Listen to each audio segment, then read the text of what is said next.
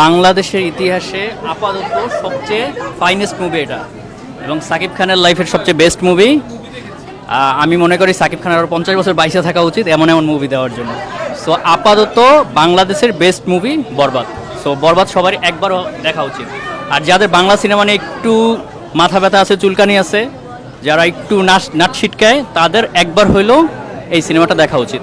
কারণ এই সিনেমা দেখলে আপনারা বিশ্বাস করতে বাধ্য হবেন যে বাংলাদেশে এমন সিনেমা হওয়া পসিবল, এবং সেইটা সাকিব খান করে দেখাইছে, মেহেদী হাসান হৃদয় করে দেখাইছে। Thank you.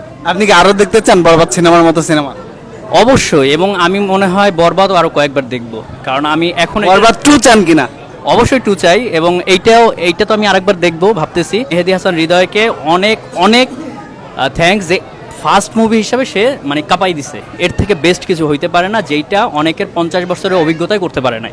সো সেটা মেহেদী হাসান হৃদয় করে দিছে। আর সাকিব খান, ও মাই গড, একটা মানুষ নিজেরে কন্টিনিউ কিভাবে এত ভাঙতে পারে যে ডে বাই ডে নিজে ছাড়াই যাচ্ছে।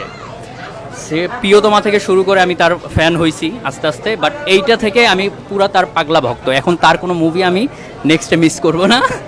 সো এখন থেকে কন্টিনিউ তার মুভি দেখবো। Thank you. বুঝতে পারছেন তোমার সাকিব খান নিজেকে কিভাবে ছাড়িয়ে গেছে। হৃদয় ভাইয়া, যদি আপনি ভিডিওটা দেখেন তাহলে আপনাকে বলছি, দেখতে পেয়েছেন যে আপনাকে কত সুন্দর করে রিপ্রেজেন্ট করলো। আর আপনি এরকম সিনেমা আরও নিয়ে আসবেন, এটাই আশা করি।